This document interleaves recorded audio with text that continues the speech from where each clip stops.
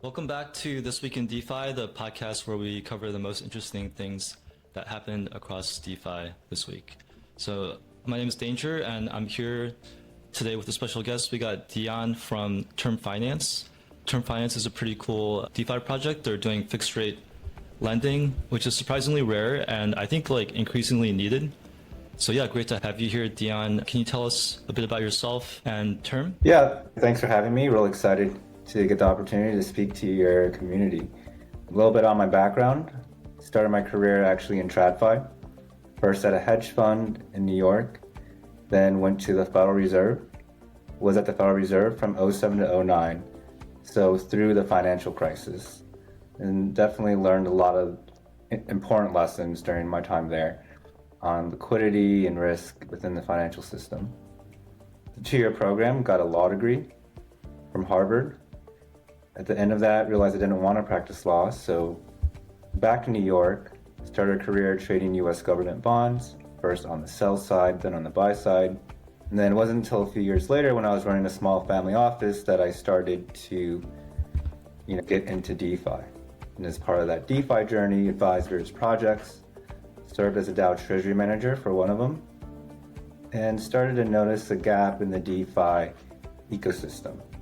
So at the time, and to a large extent now, DeFi lending is primarily variable rate lending, which means whatever interest rate on the supply side today, a month later could be totally different.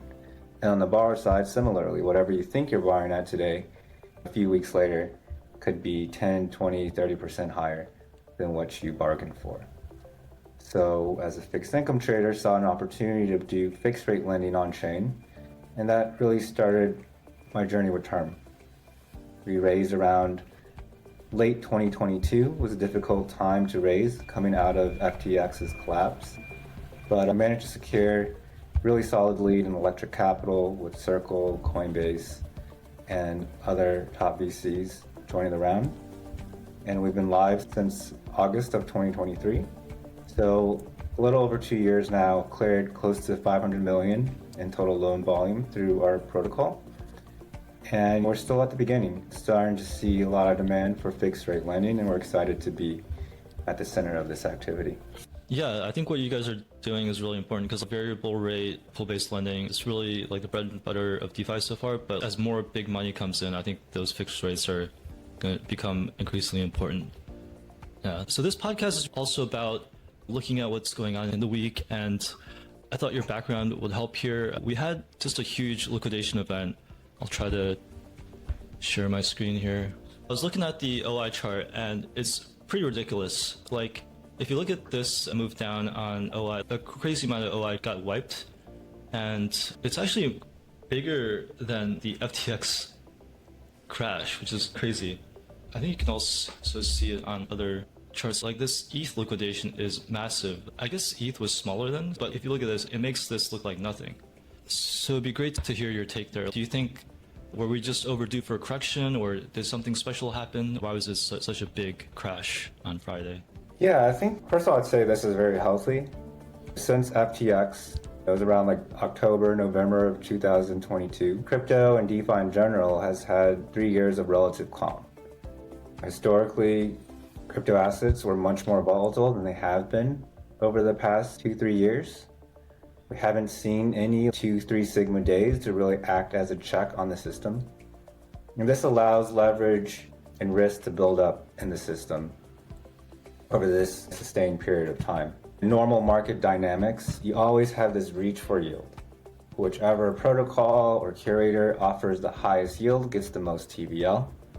And new entrants and even existing participants in the market over time start to forget what risk looks like, or just don't think about it anymore. Just say, okay, it's not going to happen in the short term, it's fine.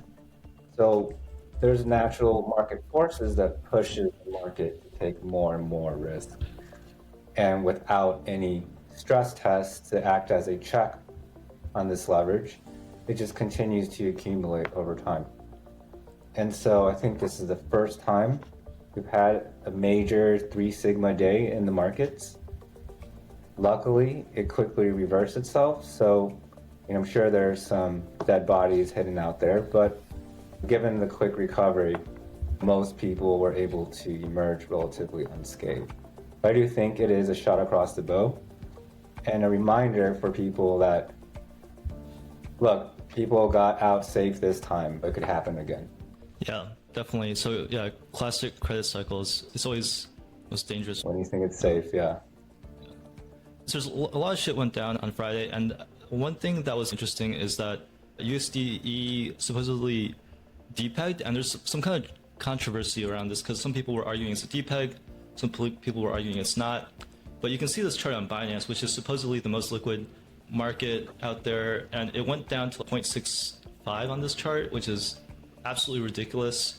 We trade SUSDe, which is related to USDe sometimes. It's gotten extremely good. So to see this on this kind of a market cap of a stablecoin is insane. What's your take there? Was that like a real depeg? Do you think Athena was at fault here, or was it something wrong with Binance, or what? Yeah, so I think one thing to really clear up in terms of terminology is to draw a distinction between insolvency and illiquidity. So this is one of the lessons we learned from the financial crisis. Take the Lehman Brothers bankruptcy, for example. Years after all the bankruptcy proceedings were cleared out, creditors were made whole. They got 100 cents on the dollar. So what this means is that Lehman Brothers was solvent. Their assets exceeded their liabilities. There were sufficient assets there to cover all of their debt. So in this sense, they were solvent, but it doesn't mean that they didn't have material asset liability mismatch. All of their assets were long-term assets, but a lot of their debt was short-term overnight debt. So when the short-term lending dries up, they don't have any cash. They're going to go bankrupt even though they have the assets on hand, they just can't liquidate it. And so this is, I think, what happened with Athena. As far as the assets on Athena's books, I'm sure it exceeded the amount of total USDe outstanding in the market, but USDe is not instant redemptions. USDe has a 7-day withdrawal period. USDe itself can only be redeemed by certain institutional players.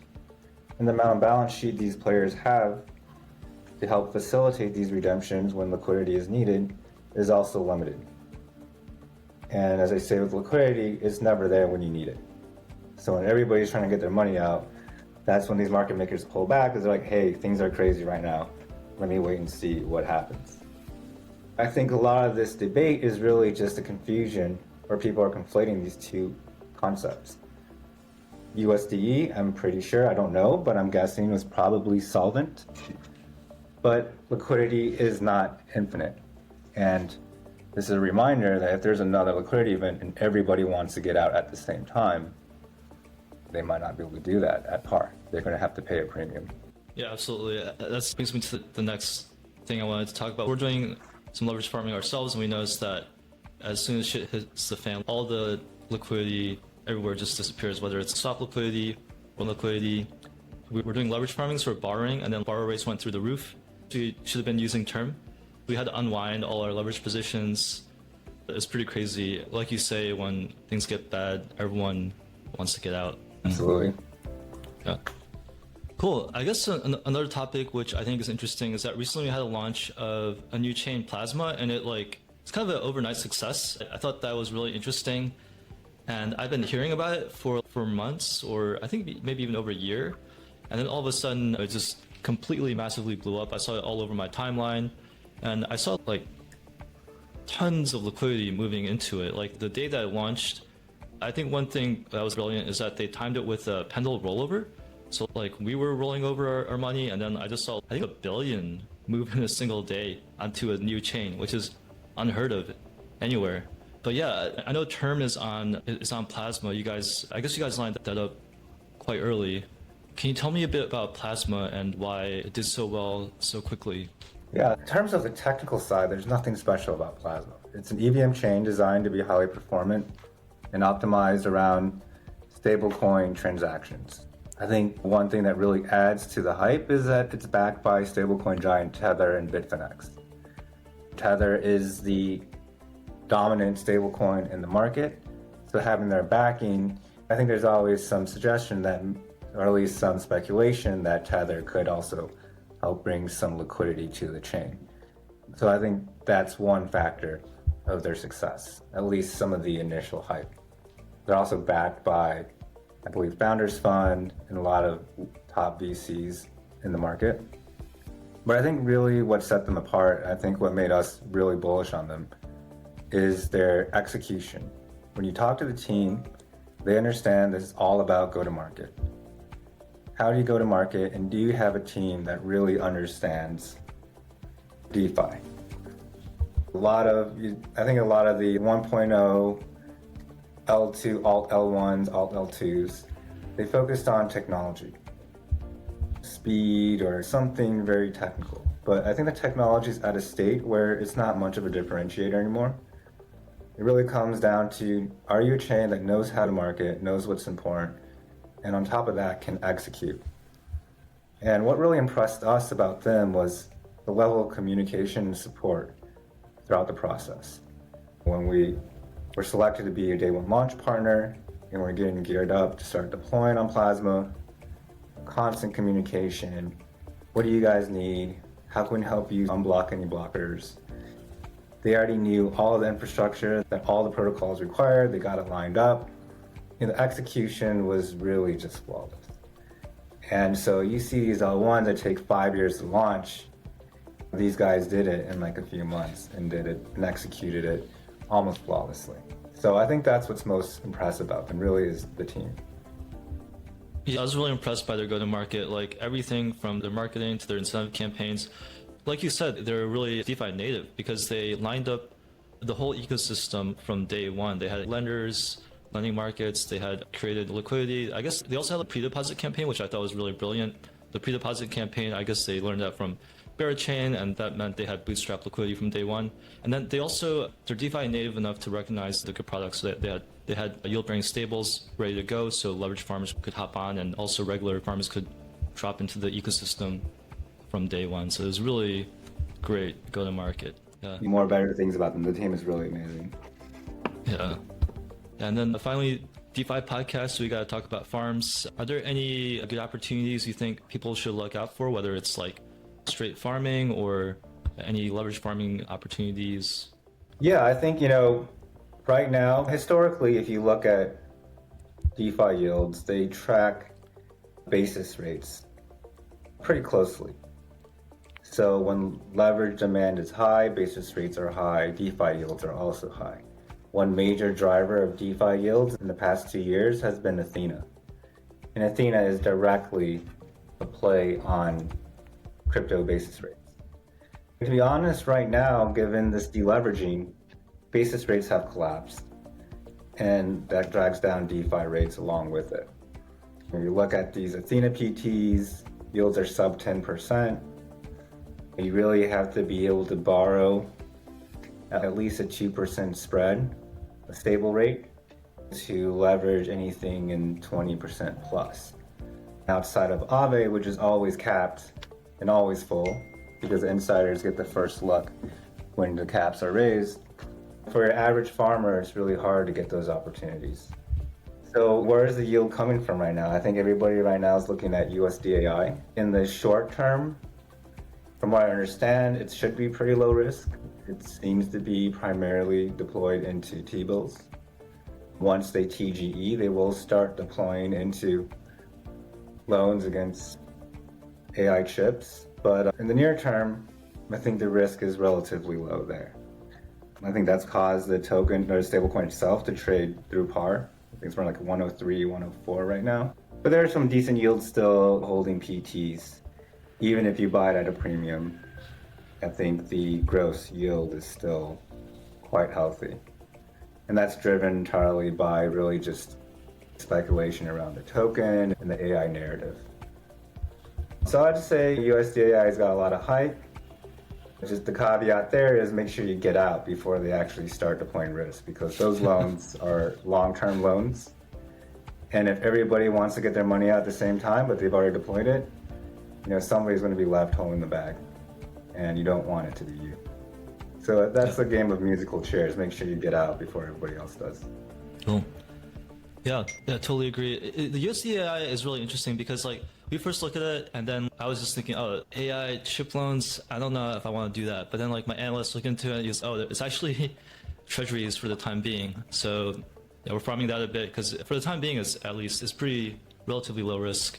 Looks like you guys are maybe supporting that. So looking forward to that. Yeah, so yeah, you guys have like pretty decent, so just regular vaults that everyone can deposit into, getting a really good yield with like quite low risk. And yeah, I'd say the plasma vaults XPL has dropped down quite significantly from the peak, trading around like 40, 45 cents now. And even at these depressed prices, you're getting like 12+% in real yield plus XPL rewards, which are liquid and distributed on a bi-weekly basis through Merkle.